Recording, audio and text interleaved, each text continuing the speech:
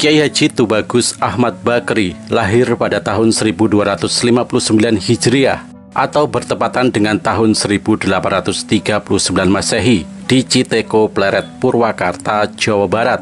Beliau merupakan putra pertama dari pasangan Kiai Haji Tubagus Saidah dan Umi. Selain Kiai Haji Tubagus Ahmad Bakri, dari pasangan ini juga lahir Tubagus Amir dan Ibu Habib. Kiai Haji Tubagus Ahmad Bakri lebih dikenal dengan sebutan Mama Sempur. Mama merupakan istilah bahasa Sunda yang berasal dari kata rama, artinya bapak.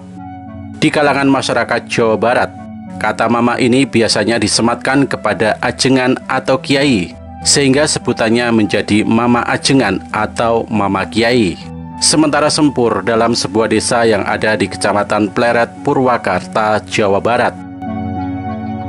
Dari jalur ayahnya, silsilah Kiai Haji Tubagus Ahmad Bakri sampai kepada Rasulullah Shallallahu Alaihi Wasallam, sebagaimana dapat dilihat dalam karyanya yang berjudul Tanbihul Muhtarin halaman 22, sebagaimana berikut.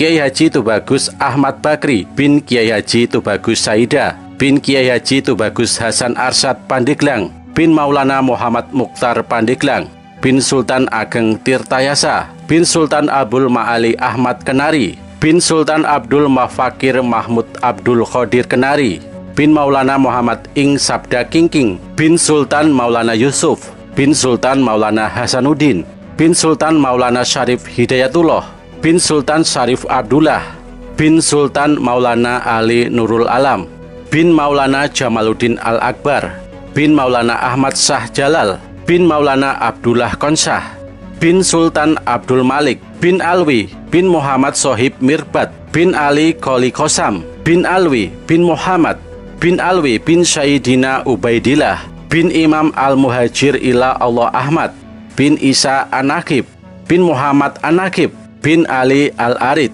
bin Imam Jafar Asyadik bin Muhammad Al-Bakir bin Imam Ali Zainal Abidin bin Sayyidina wa Maulana Husain bin Sayyidatina Fatimah Az-Zahra binti Rasulullah Shallallahu Alaihi Wasallam.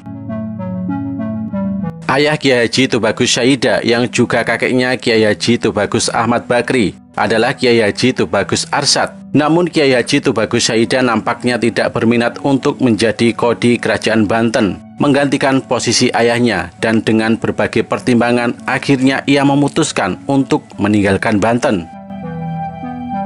Perjalanan Syekh Tubagus Arsyad dari Banten membawanya sampai ke daerah Citeko, Pleret, Purwakarta. Di tempat inilah Tubagus Saidah bertemu dan menikah dengan Umi hingga berputra Tubagus Ahmad Bakri pada tahun 1839 Masehi.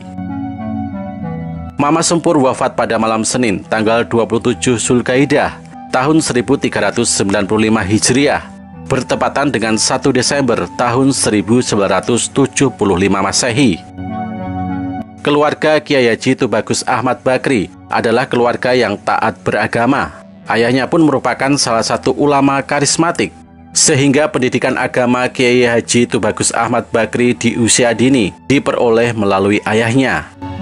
Adapun ilmu-ilmu yang dipelajari oleh Kiai Haji Tubagus Ahmad Bakri meliputi ilmu tauhid, fikih, nahwu, saraf, hadis, dan tafsir. Dalam kitab Idlah Al-Karatoniyah Fima Yatalaku Bidlalati Al-Wahabiyah halaman 27, Mama Sempur menyebutkan guru-gurunya sebagai berikut: Syekh Raden Haji Muhammad Roji Goyam, Syekh Ahmad Satibi Al-Khonturi, Syekh Muhammad Basri bin Abdillah murid dari Sayyidina Utsman, dan Syekh Raden Haji Muhammad Roji Goyam, Syekh Saubari, Syekh Solih bin Umar, Syekh Masum bin Salim, Syekh Ahmad Dahlan bin Abdillah, saudara dari Syekh Muhammad Mahfud At-Tarmas, Tuan Syekh Habib Utsman. Pengembaraan di dunia intelektual tidak membuat Mama Sempur merasa puas. Untuk itu akhirnya ia memutuskan untuk berangkat menuntut ilmu ke Mekah. Adapun guru di Mekah antara lain Syekh Nawawi Al-Bantani, Syekh Ahmad Zaini Dahlan, Syekh Said Babsil, Syekh Umar bin Abi Bakar Bajunaidi, Syekh Abdul Karim Ad-Dagustani, Syekh Solih Bafadol Al-Hadromi, Syekh Solih Al-Kamal, Syekh Ali Al-Kamal Al-Hanafi, Syekh Jamal Al-Maliki, Syekh Ali bin Husain Al-Maliki, Syed Hamid, Syekh Ahmad Khotib As-Sambasi, Syekh Said Al-Yamani, Syekh Muhammad Mahfud At-Tarmasi, Syekh Mukhtar bin Atroid, dan Syekh Muhammad Marzuk Al-Bantani. Pada tahun 1911 Masehi pulang ke tanah air, Kiai Haji Ahmad Bakri mendirikan sebuah pesantren dengan nama Pesantren As-Salafiyah di Darangdang, Desa Sempur, Kecamatan Pleret, Kabupaten Purwakarta. Pesantren ini dinilai sebagai pesantren tertua di daerah tersebut. Demikianlah untuk selanjutnya ia mengelola pondok pesantren dan menjadi guru penyebar tarekat Naksabandiyah di daerah tersebut. Untuk mengungkap pemikirannya dapat dilacak sejumlah catatan kecil yang ditulisnya, ceramah-ceramah serta kandungan kitab yang ditulisnya. Dalam Cempaka Dilaga misalnya, Kiai Haji Ahmad Bakri menjelaskan beberapa prinsip hidup yang harus dilakoni oleh umat Islam, yaitu keharusan berbuat baik terhadap tetangga agar kita dapat hidup di dunia dengan aman, terutama aman dalam ibadah dan mengabdi kepada Allah. Di bagian lain kitab ini ia berpendapat bahwa seorang muslim hendaknya patuh dan mentaati pemerintah, selama pemerintah tidak memerintahkan rakyatnya untuk menyalahi perintah Allah atau melarang untuk berbakti kepada Allah Subhanahu wa Ta'ala. Selain itu, Kiai Haji Ahmad Bakri menjelaskan bahwa dalam mengambil keputusan, seorang muslim hendaknya pada prinsip-prinsip ushul fikih. Misalnya ketika seseorang dihadapkan pada dua pilihan yang tidak dapat dihindari, maka menurutnya orang tersebut hendaknya memilih perbuatan yang paling sedikit mudaratnya. Ia juga menganjurkan agar seseorang mendahulukan untuk menolak mafsadah daripada melakukan pekerjaan yang mendatangkan manfaat. Menurutnya menghindari mafsadah lebih utama ketimbang mencari manfaat. Kiai Haji Ahmad Bakri juga memperbincangkan perilaku manusia yang sangat mendasar, yaitu makan. Menurutnya makan merupakan kewajiban, dan oleh karenanya makan termasuk bagian dari ajaran agama Islam. Karena makan merupakan salah satu yang dapat menguatkan manusia dalam melakukan ibadah kepada Allah Subhanahu wa Ta'ala dan melakukan perintah-perintahnya. Lebih lanjut, Kiai Haji Ahmad Bakri menjelaskan bahwa seseorang sejatinya mengetahui etika makan. Dengan demikian, seseorang dapat mencapai manfaat makan sehingga makan dapat dinilai sebagai ibadah.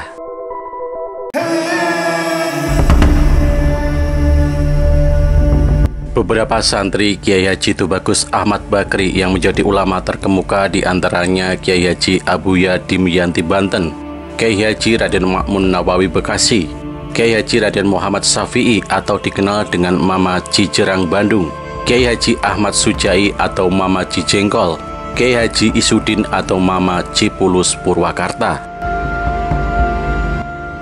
Tarekat yang Syekh Sempur pegang adalah tarekat ngaji, sebagaimana ia ungkapkan dalam karyanya yang berjudul Futuhatu Taubah fi Sidqi Tawajuhid Thoriqoh pada halaman 47 sampai dengan 49.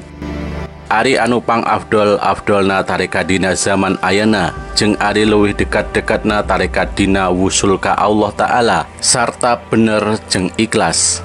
Tarekat yang paling utama pada zaman sekarang dan tarekat yang paling dekat dengan wusul kepada Allah yaitu talab ilmi, benar dan ikhlas. Pernyataan Syekh Tubagus Ahmad Bakri tersebut dikutip dari jawaban seorang mufti Safiyah Syekh Muhammad Said Bahbasil yang mendapat pertanyaan seputar tarekat dari Syekh Ahmad Khotib. Dialog kedua ulama tersebut dikutip oleh Mama Sempur dalam kitab Idharu Suglil Kadibin halaman 61. Selain itu dalam kitab Futuhatu Taubah fi Sidqi Tawajuhid Thoriqoh halaman 32 seraya mengutip pernyataan Syekh Muhammad Amin As-Syafi'i An-Naksabandi, Syekh Tubagus Ahmad Bakri menyatakan bahwa hukum masuk dalam salah satu thariqat mutabarah bagi setiap muslim laki-laki maupun perempuan yang sudah mu'alaf adalah fardu ain. Sehingga menurut salah satu riwayat, Syekh Tubagus Ahmad Bakri pun tetap menganut thariqat mutabarah. Adapun thariqat yang dianutnya adalah thariqat Qadiriyah wa Naksabandiyah. Sementara mengenai thariqat ngaji, Kiai Haji Muhammad, salah satu murid Syekh Sempur, pengasuh pondok pesantren An-Nur Subang menuturkan, setiap pukul 6 pagi, Mama Sempur sudah bersila dan berzikir di dalam masjid, mendirikan sholat subuh berjamaah, wiritan dan kembali berzikir sampai waktu duha melaksanakan sholat duha. Dilanjutkan dengan mengajar ngaji santri sampai pukul 11 siang. Usai mengajar ngaji santri, jadwal pengajian selanjutnya adalah mengajar ngaji para kiai sekitar kampung, yang selanjutnya dengan salat zuhur berjamaah.